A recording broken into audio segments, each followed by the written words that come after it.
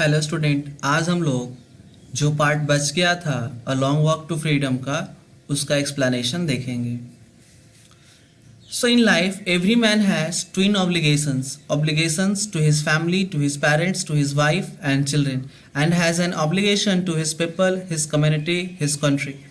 आगे जो है वो नेल्सन मंडेला कह रहे हैं कि हर इंसान के जीवन में दो कर्तव्य निष्ठा होता है, दो कर्तव्य होता है। पहला अपने परिवार के प्रति, अपने माता पिता के प्रति, अपने वाइफ के प्रति, अपने बच्चों के प्रति, and he has an obligation to his people, और कह रहा है कि उसके वहाँ के लोगों के प्रति, वहाँ के समुदाय के प्रति और अपने देश के प्रति।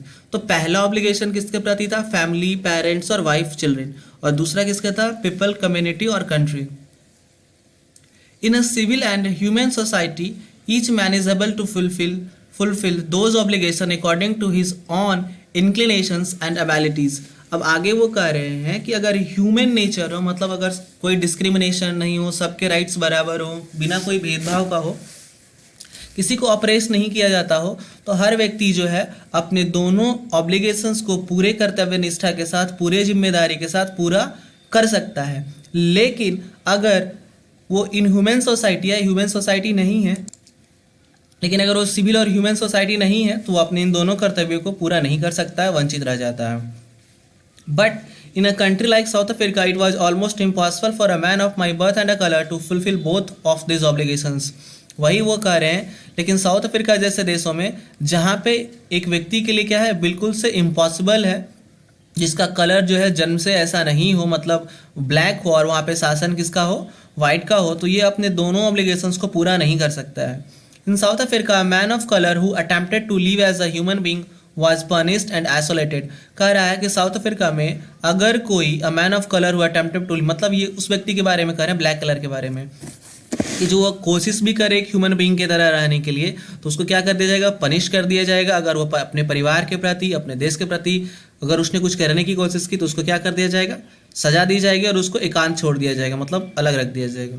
इन South Africa man who tried to fulfil his duty to his people was inevitably ripped from his family and his home and was forced to leave a life apart a twilight existence of secrecy and rebellion.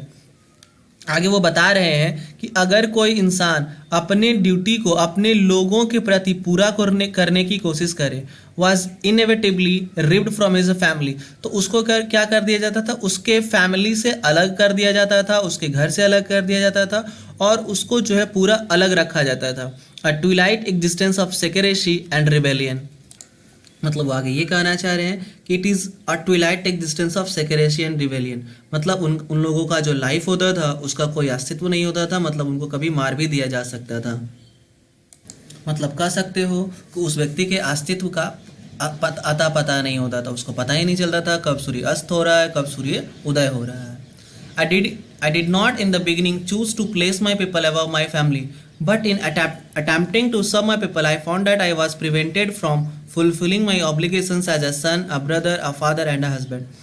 आगे वो कह रहे हैं कि शुरुआत में जो है I did not in the beginning choose to place my people above my family, तो शुरुआत में उन्होंने क्या किया कि जो उनके जो लोग थे उसको अपने परिवार से पहले नहीं रखा, बट धीरे धीरे जब वो अपने देश के लोगों की सेवा करने लगे तो उन्होंने पाया कि उन्होंने जो अपने आप को अपने देश के लोगों के प्रति समर्पित कर दिया है, वो कर्तव्य निष्ठा उनको इस बात एक बेटा बनने से, एक भाई बनने से, एक पिता बनने से और एक पति बनने से क्या कर रहा है? रोक रहा है। वो एक ही ऑब्लिगेशंस को पूरा कर पा रहे हैं अपने देश को फ्री करने के रिस्पेक्ट में। I was not born with a hunger to be free, वो कह रहे हैं कि वैसा नहीं कि वो जन्म से ही, मतलब जब जन्म लिए थे तभी वो फ्री होना चाहते थे, आज़ाद होना चाहते थे। I was born free in every way that I could know, कह रहा है कि जब वो जन्म लिए थे तो वो फ्री लिए थे, जो कुछ भी वो जानते थे वो सारे तरीक़ों से। जैसे आप समझ सकते हो कि जब कोई भी बच्चा जन्म लेता है तो उसको थोड़ी पता होता है कि उसके ऊपर दबाव डाला जा रहा है, जो उसके माता पिता हैं उनको सताया जा रहा है, या समाज में कोई भेदभाव है। उसको तो लगता है कि सारी चीज़ें वो फ्री है, वो आज़ाद है हर चीज़ को करने के लिए जितना वो जानता है। Free to run in the fields near my mother's hut, वो आगे क्या कर रहे हैं? वो उस दौड़ने के लिए आज़ाद थे, मतलब फ्रीली वो जो है ना अपने घर के चारों ओर जो खेत थे, उनकी माँ की जो झोपड़ियाँ थी, वहाँ वो दौड़ सकते थे। वो कोई भी पानी की धारा में जो पानी होता था, जो तालाब होता था, जो स्ट्रीम है, उसमें वो तैर सकते थे, अपने विलेज में घूम सकते थे। Free to roast mealies under the stars and ride the broad of backs of slow moving bulls. अब वो आगे क्या करे, रोस्ट मिलिस क्या है, मतलब कॉर्न है, वो कॉर्न को बड़े ही आसानी से क्या कर सकते थे, पका सकते थे, रोस्ट कर सकते थे अंडर द स्टार्स, मतलब रात की ये बात कर, and ride the broad backs of slow moving bulls, और जो बुल्स होते थे उनके ऊपर वो बैठ भी सकते थे. As long as I obeyed my father and avoided by the customs of my tribe I was not troubled by the laws of man और गॉड. अब आगे वो क्या कर रहे हैं कि as long as I obeyed my father, जैसा कि जब बच्चा छोटा होता है तो अपने पेरेंट्स का आज्ञा का पालन करता है, तो वही वो कह रहे हैं कि जैसा वो अपने फादर की आज्ञा का पालन करते थे और उनके ट्राइब्स में जो कस्टम्स चली आ रही थी, जो प्रथा चली आ रही थी, I was not troubled by the laws of man और गॉड, तब तक जो है किसी भी इंसान को और भगवान को उनसे कोई परेशानी नहीं हुई. It was only when I began to learn that my boyhood freedom was an illusion, when I discovered as a young man that my freedom had already been taken from me, that I began to hunger for it. अब कह रहा है कि problem तो तब शुरू हुआ जब वो बॉयहुड, मतलब जब बड़े हो गए तब उनको पता चला कि that learn to that my freedom, boyhood freedom, जब वो बड़े हो गए तब उनको पता चला कि जो बॉयहुड फ्रीडम मतलब उनके जो बचपन में जो आज़ादी था, पानी में तैरने की आज़ादी, इधर उधर घूमने की आज़ादी, दौड़ने की जो आज़ादी थी, वो एक इल्यूजन था, वो एक्चुअल में कोई फ्रीडम नहीं था. जब उन्होंने ये पाया, जब बड़े हो गए, जब उन्होंने ये पाया कि उनका जो फ्रीडम है लिए मतलब उनके पास नहीं है, किसी और के पास है, तब उनके अंदर जो है फ्रीडम की भूख जगी. At first as a student I wanted freedom only for myself. जब एक विद्यार्थी थे तब उनको सिर्फ अपने लिए ही फ्रीडम चाहिए था, वहाँ अपने लोगों के लिए नहीं. The transitory freedoms of being able to stay out at night, read and I pleased and I go where I choose. मतलब जब एक विद्यार्थी जीवन जी रहे थे तो उनके लिए फ्रीडम का मतलब क्या था, जब वो थोड़े बड़े हो गए, पहले बच्चे थे तो दौड़ना इधर उधर उनका लिए फ्रीडम था, जब थोड़े बड़े हुए तो उनको क्या लगा कि उनके लिए फ्रीडम सिर्फ और सिर्फ क्या है, इधर उधर वो घूम सकें, जहाँ मन चाहे वहाँ पे वो रात गुजार सकें, जहाँ मन चाहे वो वहाँ जा सके. Later, as a young man in Johannesburg, I yearned for the basic and honorable freedoms of achieving my potential, of earning my keep, marrying and having a family, the freedom not to be obstructed in a lawful life. अब आगे वो क्या कर रहे हैं कि जब I earn मतलब डिज़ायर हुआ, I earned for the basic and honorable freedom, जब वो थोड़े बड़े हो गए तब उनको जा करके जो है एक सम्माननीय फ्रीडम को अचीव करने के बारे में उनको मतलब लगा कि नहीं, ये जो है वो जो पहले वो मिल रहा था फ्रीडम, वो एक्चुअल फ्रीडम नहीं है. जो अब ऑनरेबल फ्रीडम चाहिए, मतलब लोगों का एक अपना रेस्पेक्ट होना चाहिए. किस चीज़ का रेस्पेक्ट होना चाहिए, अपने ऑफ मैरिंग, शादी करने का, अपना परिवार बसाने का, and the freedom not to be obstructed in a lawful life, और वो फ्रीडम जो एक जीवन होता है उसमें कोई ऑब्स्ट्रक्शन नहीं डाले, वैसा फ्रीडम उनको चाहिए. But then I slowly saw that not only was I not free, but my brothers and sisters were not free. तो तब उनको जा करके बट धीरे धीरे उनको रियलाइज़ हो गया कि सिर्फ वही नहीं है जो फ्री नहीं है, बल्कि उनके बहुत सारे कंट्री के जो लोग हैं वो भी फ्री नहीं है. I saw that it was not just my freedom that was curtailed, but the freedom of every one who looked like I did. अब वो आगे क्या कर रहे हैं कि वो आई सॉ दैट कि वो केवल अकेले नहीं है जिनकी फ्रीडम कटे हुए मतलब कम है, curtailed मतलब कटा होता है, मतलब कम है, मतलब फ्रीडम नहीं है, बल्कि उनके जैसे बहुत सारे लोग हैं. But the freedom of every one who look like I did, उनके तरह जो भी दिखने वाले लोग थे, मतलब जो भी ब्लैक पीपल थे, उनके फ्रीडम curtailed थे, कम थे, नहीं थे. That is when I join the African national Congress, और तब उन्होंने किसको ज्वाइन किया, अफ्रीकन नेशनल कांग्रेस को ज्वाइन किया. And that is when the hunger for my freedom became the greater hunger for freedom of my people. तब जा करके जो है उनको अपने देश के लोगों के लिए, लोगों को फ्रीडम दिलवाने के लिए अंदर से भूख जगी, भावना जगी. It was this desire for the freedom of my people to live their lives with dignity and self respect that animated my life, that transformed a frightened young man into a bold one, that drove a law-abiding attorney to become a criminal, that turned a family-loving husband into a woman without a home, that forced a life-loving man to live like a monk.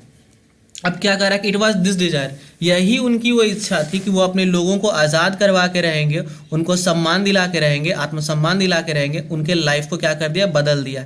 कैसे कि एक frightened young man से उनको bold में बदल दिया, और एक लॉ अबाइडिंग अटॉर्नी से, मतलब नियमों को पालन करने वाला से क्या बना दिया, एक क्रिमिनल बना दिया. क्यों? क्योंकि वो एक रिबेलियन बन चुके थे. और एक फैमिली लविंग जो थे, एक हस्बैंड जो थे वो मैन विदाउट अ होम, एक हस्बैंड जो थे वो बिना घर का इंसान बन गया था। A force to live life loving man to live like a monk, और जो व्यक्ति लोगों के साथ रहता था वो एक मॉन्क की तरह, एक सन्यासी की तरह अकेला रहना पड़ा उसको। जैसा कि हमने आपको बताया है, शायद नहीं बताया होगा, कि 27 साल तक लगभग जो है वो नेल्सन मंडेला को जेल में रहना पड़ा था। I am no more virtuous or self sacrificing than the next man, but I found that I could not even enjoy the poor and limited freedoms I was allowed when I knew my people were not free. So आगे क्या कर रहे हैं Nelson Mandela कि I am no more virtuous or self respecting than the next man, वो और लोगों के मुकाबले और लोगों के जैसे ही, ऐसा नहीं है कि उनमें कुछ ज़्यादा ही मतलब सेल्फ सेक्रीफाइसिंग मतलब आत्म बलिदान की मतलब भावना है या फिर कोई बहुत ज़्यादा सद्गुण है, नहीं, वो भी आम जैसे लोगों को ही, आम लोग जैसे ही हैं। बट जब उनको पता चला कि जब उनके लोगों के पास आज़ादी नहीं है, वो किसी भी चीज़ को करने के लिए एंजॉय मतलब अलाउड नहीं है, तो उन्होंने भी क्या किया, अपने फ्रीडम को त्याग दिया। Freedom is indivisible, the chains of on any one of my people were the chains on all of them, the chains on all my people were the chains on me. आगे वो क्या कह रहे हैं कि फ्रीडम जो है वो इंडिविजुअल है, मतलब वो सारे लोगों से जुड़ा हुआ है, अलग अलग नहीं है। अगर किसी के ऊपर भी चेन है मतलब बंधा हुआ है, ऑपरेस्ड है, तो उसके मतलब उस कंट्री के सारे लोग हैं, और अगर उस कंट्री के सारे लोग हैं तो वो उसमें मतलब नेल्सन मंडेला भी हैं। इसलिए नेल्सन मंडेला कहना चाह रहे हैं कि वो कोई स्पेशल नहीं है, मतलब कि जिसको कहते हैं ना कि नहीं नहीं हम तो अपने देश के लिए जान दे सकते, बहुत ज़्यादा राष्ट्रवाद की भावना है, नहीं, बल्कि वो आम लोगों जैसे ही हैं। लेकिन उनको लगता है कि जब तक उनके देश के लोग आज़ाद नहीं हैं तब तक वो भी आज़ाद नहीं हैं। I knew that the oppressor must be liberated just as surely as the oppressed.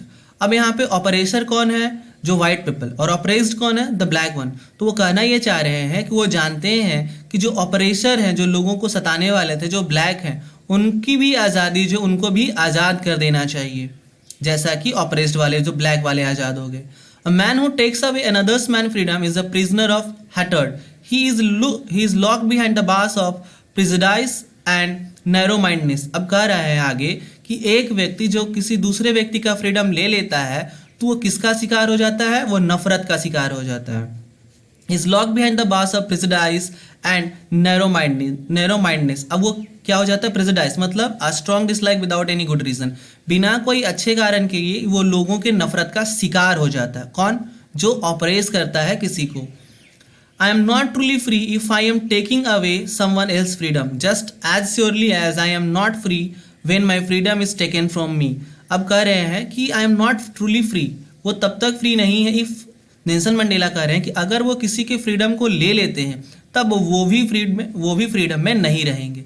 क्यों, क्योंकि लोग उनसे नफरत करने लगेंगे और उसके अंदर की जो ह्यूमैनिटी है वो मर जाएगा।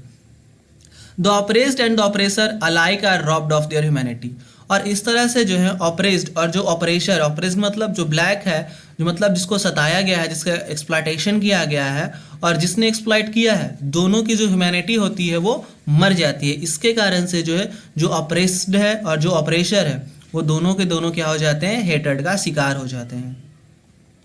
So that was in the lesson. तो इस लेसन में हम लोग को बताया गया नेल्सन मंडेला के बारे में कि वो उनको क्या क्या झेलना पड़ा जब उन्होंने अपने देश के प्रति सोची। तो उनका बहुत सारे मतलब एटलीस्ट नेल्सन मंडेला के 3 मैरिज हुए थे और उनका 3 का तीनों जो है वो लाइफ बेकार हो चुका था, मतलब तीनों का से डाइवर्स हो गया। उनके जो बेटे थे, उनकी जो बेटियां थी, बहुत सारे का डेथ हो गया, बहुत सारे मारे गए।